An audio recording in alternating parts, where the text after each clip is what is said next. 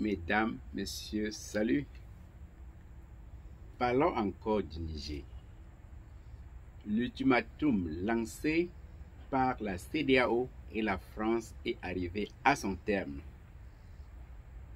Je puis vous garantir que rien ne se passera.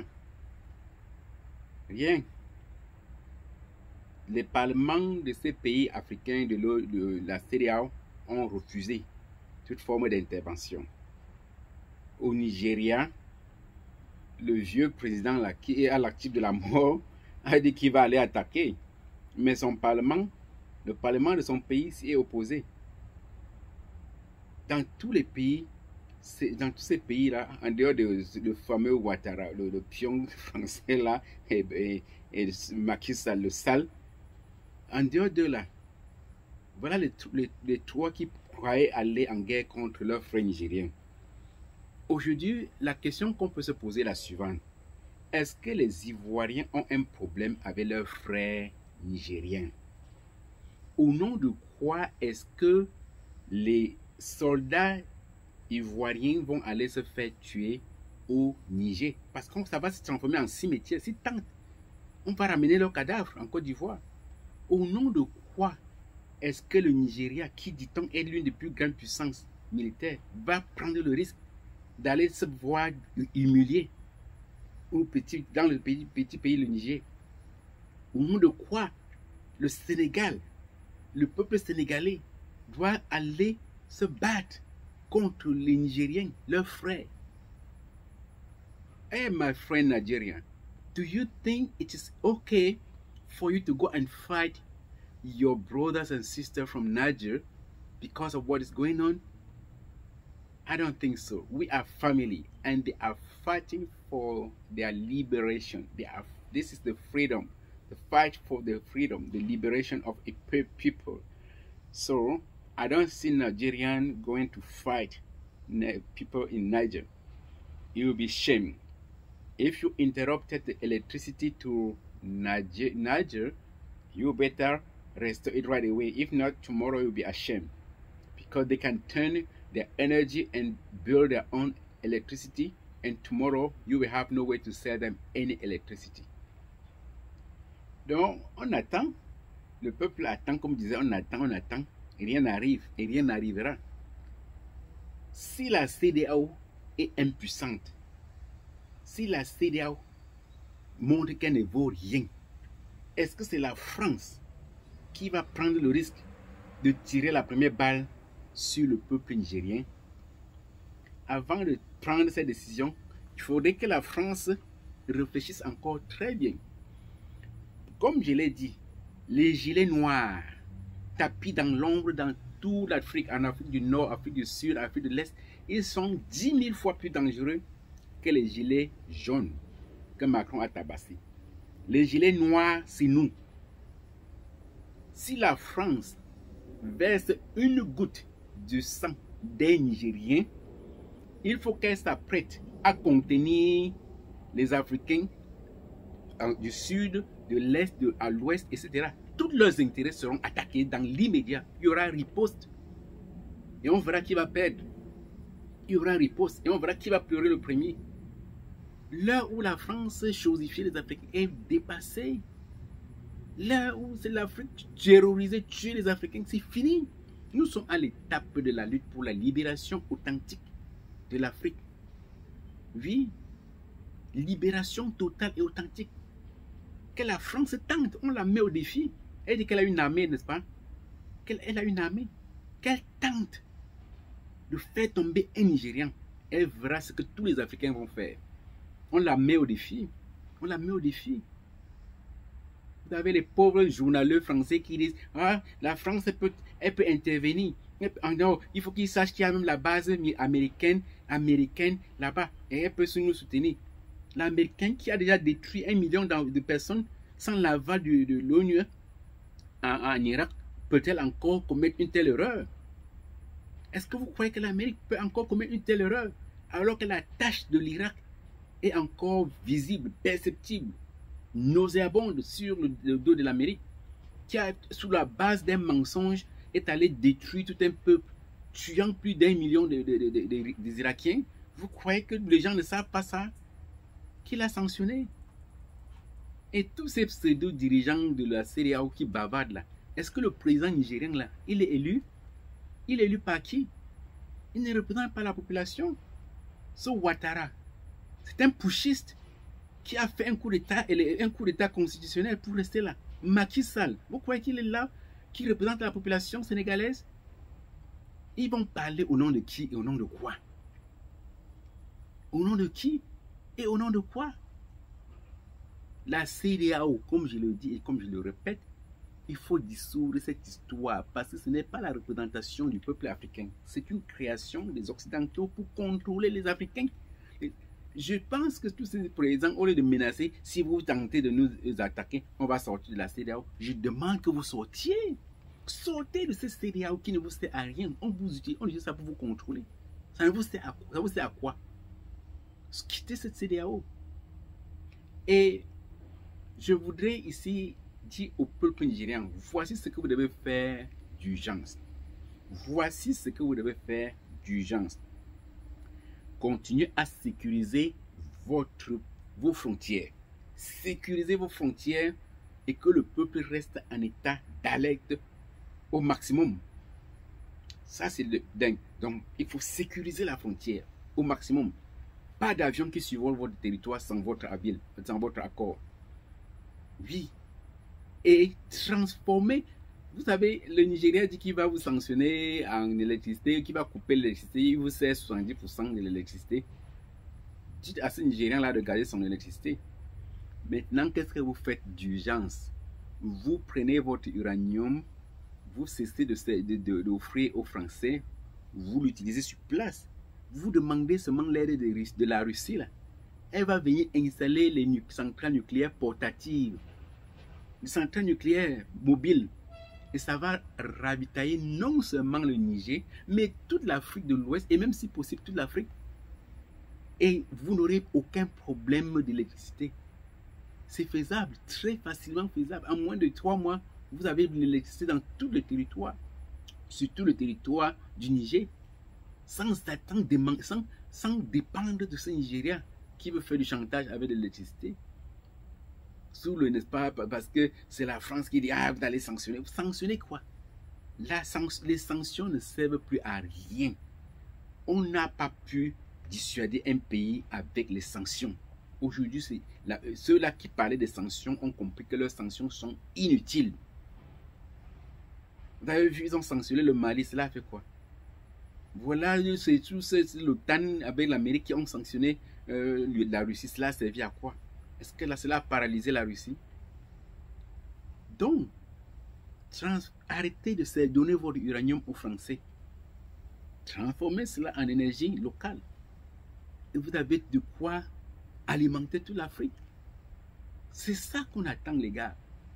C'est de ça qu'il s'agit. Ce sont ces pays-là qui vous menacent maintenant, qui viendront demain vous demander de l'aide. Oui. Et quand je vois ces délinquants-là qui disent qu'ils vont aller attaquer, ces délinquants de la CEDEAO qui disent qu'ils vont aller attaquer le Niger, ils sont prêts à envoyer l'arme, ils sont prêts à envoyer l'armée.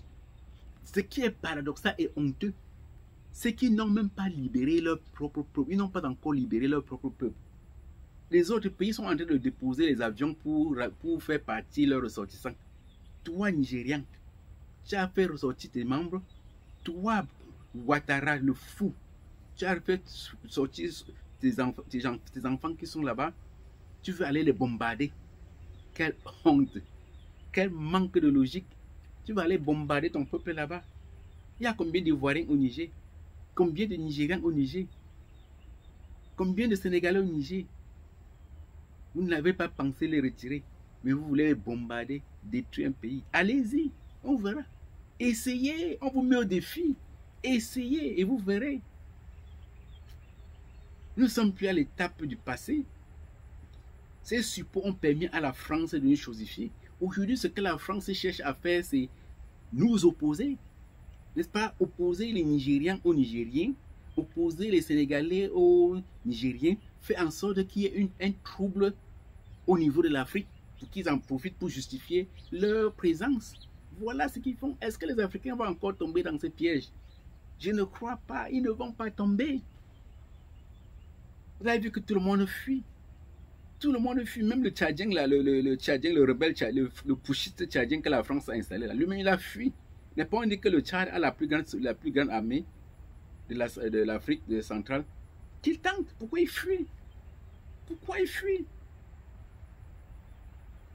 Nous sommes à l'étape de la libération de l'Afrique et nous allons aller courageusement comme un seul homme.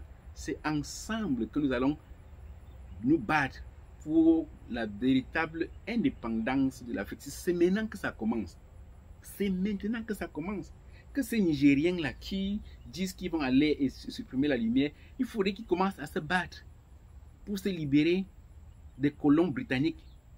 Parce qu'ils vivent la même chose. Ils vivent la même chose avec les colons britanniques. Il faut que le Ghana, le Nigeria, tous ces pays de l'Afrique anglophone qui se battent de la même manière que nous sommes en train de nous battre pour qu'on ne parle plus de colonialisme en Afrique. Colonialisme anglais, colonialisme français, essentiellement marqué par le sang, la dictature. Ils vous imposent des prisons, volent les richesses de l'Afrique sous le couvert n'est-ce pas, d'une soi-disant protection. Oui, c'est fini là. C'est fini. C'est fini. On attend. Comme je l'ai dit bien, comme je l'ai si bien dit, l'ultimatum est passé depuis dimanche. Qui osera tirer la première balle? Malheur à celui qui va oser tirer la première balle en direction du Niger. Malheur. Malheur. C'est toute l'Afrique qui est debout. On observe. On observe. Et il faut qu'ils sachent que nous sommes à l'ère des réseaux sociaux et que nous allons utiliser cette arme qu'ils nous ont donnée pour libérer l'Afrique. On va utiliser cette arme. Oui, à l'époque, ils faisaient dans l'obscurité, ils tuaient le président, ils faisaient tout. On ne se rendait pas compte. Aujourd'hui, c'est fini. La France va rentrer au 100e rang mondial. Les Français pleurent. Ils disent qu'il faut aller attaquer le Niger pour récupérer, même par force, pour récupérer nos biens, pour nos intérêts nationaux et nationaux. Il faut aller prendre l'uranium. Ça vous appartient. C'est un problème interne aux Nigériens. Le problème des Nigériens, c'est un problème interne. En quoi est-ce que la France, pourquoi la France doit se mêler au problème des Nigériens? Un problème interne. Pourquoi l'Amérique va se mêler au problème interne d'un peuple? C'est un peuple qui se bat. Laissez-les se battre. Ils vont s'organiser. Si c'est Bazoum qui vous plaît beaucoup, là, on va vous donner ce collier encombrant, comme je l'ai déjà dit. Quand ils vous mettent de l'ordre, là, ils vont vous donner ce collier encombrant. Vous voulez vous faire de lui ce que vous voulez. Si c'est lui, qui s'intéresse le plus, vous faites de lui. Mais vous allez laisser le Nigérien. Laissez le Nigeria aux Nigériens. Laissez le Nigeria aux Nigériens. Ils vont se battre pour leur libération. Les sanctions ne serviront à rien. Les sanctions ne serviront à rien. Ils vont se libérer. Et demain, à qui le tour? Puisque c'est un vent qui souffle. C'est un vent qui souffle. Je mets au défi cette France de fermer un peu les yeux. Elle va voir ce que les Ivoiriens vont faire de Ouattara. Je demande qu'ils ferment un peu les yeux. Ils vont voir ce que les Sénégalais vont faire de Macky Sall. Oui. C'est la France qui impose des coups d'État constitutionnels en Afrique. Impose ses leaders. Maintenant que les Africains disent nous avons marre et que les militaires prennent le pouvoir, ça fait mal. Ça fait mal. Qui a installé Idriss Kakala au Tchad? Est-ce que c'était un président élu par le peuple tchadien?